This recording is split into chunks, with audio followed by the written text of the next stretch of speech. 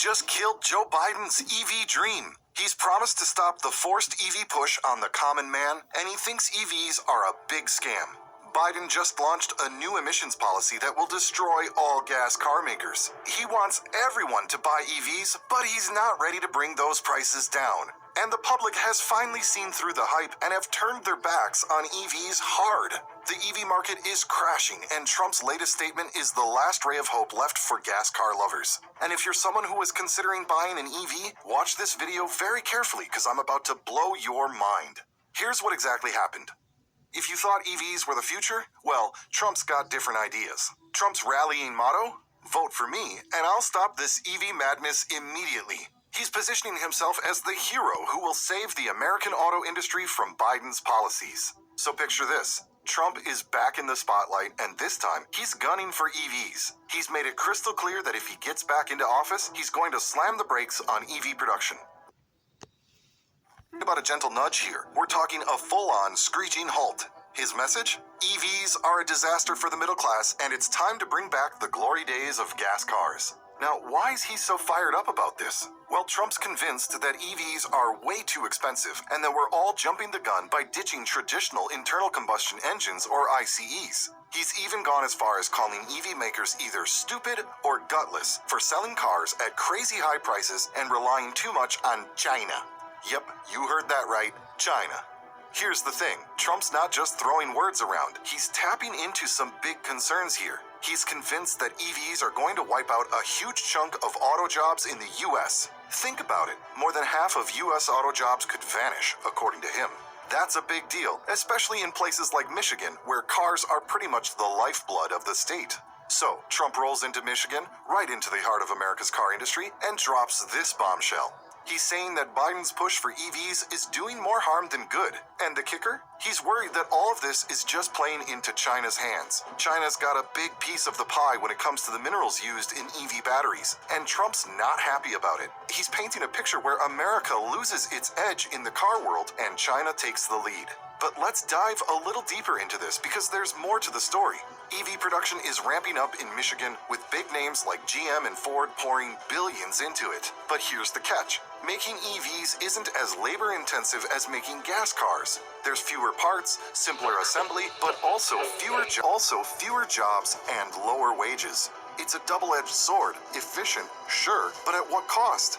Let me tell you about a few cases that'll make your jaw drop. There was this dude, Scott McFiggin, who got a small dent on his Rivian. A simple fix, right? Well, guess what? Fixing that dent cost him a whopping $22,000. Can you believe that? And it took over 2 months to get his car back. This incident shines a glaring spotlight on a huge problem with EVs. Most repair shops are clueless about their advanced tech, leading to insane repair costs and sky-high insurance premiums. We're talking about an average repair cost of $6,587 a year for EVs in the US, and that's not chump change. But wait, there's more. A guy in California shared how his EV's range dropped by over 30% in just 5 minutes because of cold weather. Imagine being in an emergency and your car just bails on you. Scary, right? And here's another kicker. A study by S&P Global shows that over half of the people who own an EV are thinking of switching back to petrol or diesel for their next vehicle.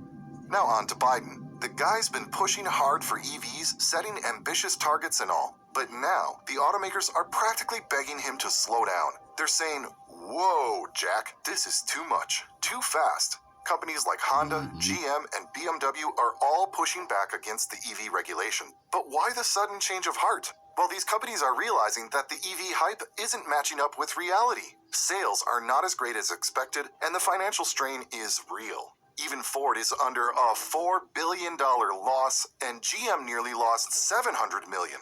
Biden's administration had set targets for a huge shift to EVs, but now they're facing a backlash. Automakers are saying the EPA's new tailpipe emission standards are unrealistic. They're panicking about the financial implications and the feasibility of meeting these ambitious goals. And to make things worse, the U.S. Environmental Protection Agency, or EPA, just dropped a bombshell. They're proposing a new tailpipe emissions limit that is nothing short of revolutionary. We're talking about a future where by 2032, as much as 67% of all new vehicles sold in the U.S. could be all electric.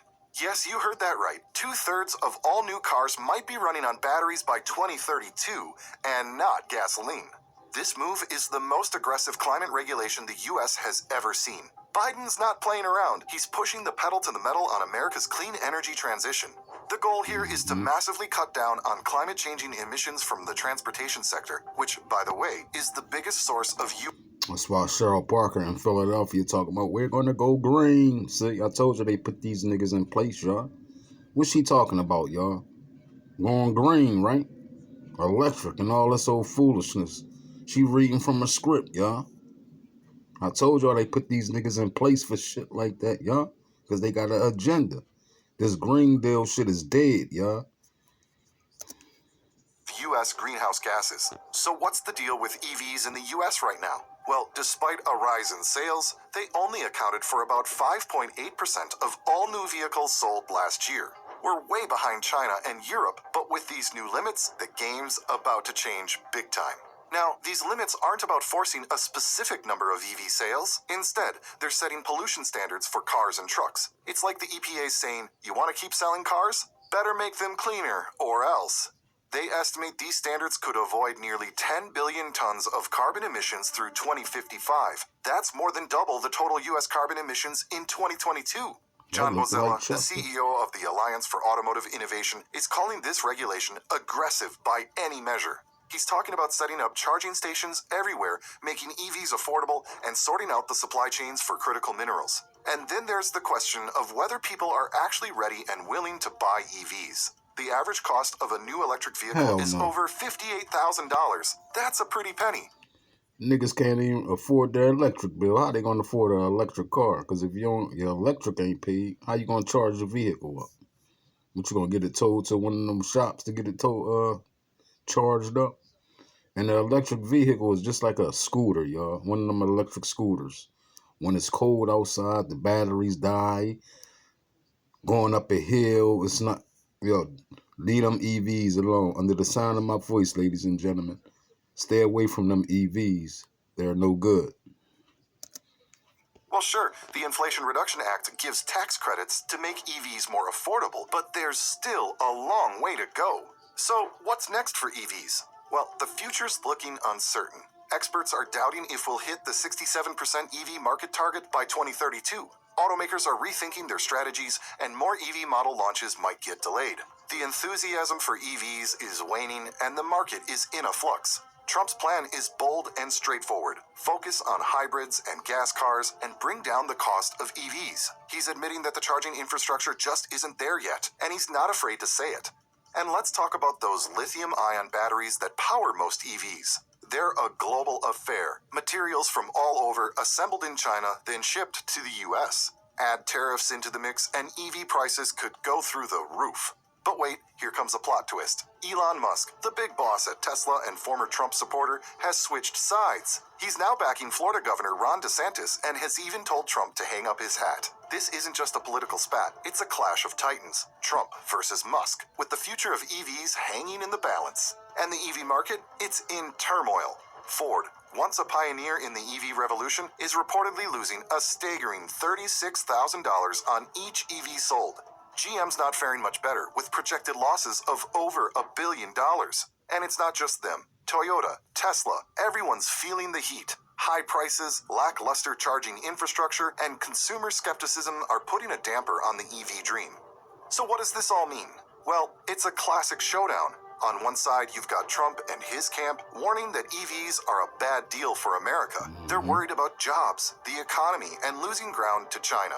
On the other side, there's the Biden administration and EV supporters who see electric cars as the future, cleaner, more efficient, and full of promise. It's a debate that's got it all. They can afford them. You know what I mean? They got money to buy them EVs. The hood niggas don't got money to buy EVs. They ain't even paying their electric bill. Politics, economics, technology, and a whole lot of opinions. And with the 2024 presidential race heating up, this debate is only going to get more intense. So what do you think? Are EVs good for the middle class? Should we be relying so much on China? Drop a comment down below and let's get this conversation rolling. I just uploaded a video